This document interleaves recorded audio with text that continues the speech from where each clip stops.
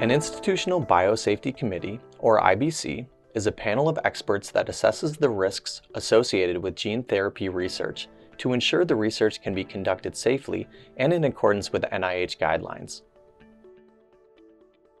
While IRBs focus on risks to human research subjects, IBCs focus on risks posed by engineered genetic materials to research subjects, study personnel, the community, and the environment.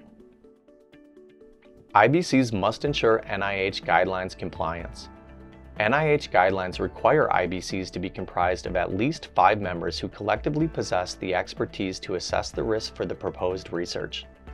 At least 2 of those members must be members of the community surrounding the research site and must be unaffiliated with the site and the research. These 2 members represent the interests of the community and the environment around the site in regards to public health and environmental protection. Advarra maintains a large network of community members to avoid review delays.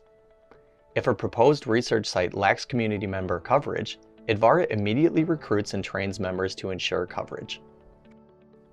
NIH guidelines also require site inspections.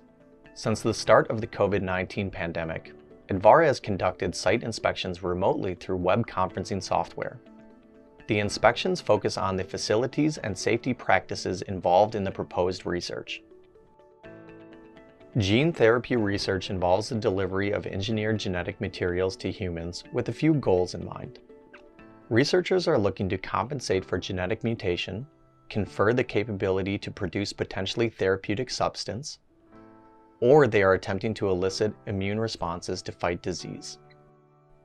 When discussing engineered genetic material, we're referring to recombinant or synthetic nucleic acid molecules as defined by the NIH guidelines.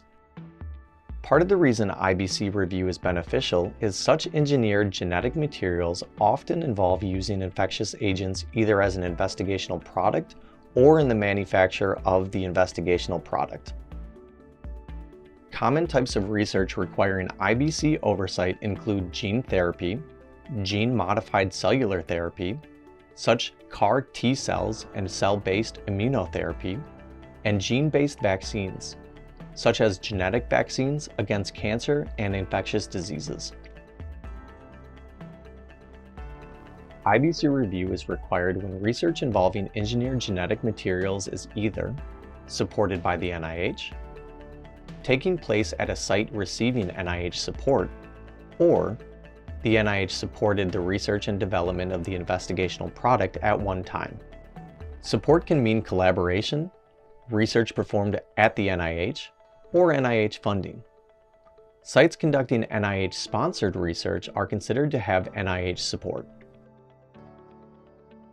If NIH supported the development of the compound either through direct funding or through collaboration, then all sites conducting experiments with that compound require IBC review. Other U.S. federal government agencies, besides the NIH, as well as some private funding agencies, also require research funded by their agency to follow the NIH guidelines. Check the terms and conditions in your notice of award to be certain. Even if there is no fiduciary requirements for IBC review, the NIH considers IBC review an industry best practice and encourages voluntary compliance. If you have a gene therapy-related trial, it is recommended to get IBC review in conjunction with IRB review. Advarra provides the world's leading integrated IRB and IBC service. When you think gene therapy, think Advarra. Ready to get started? Contact us at www.advarra.com.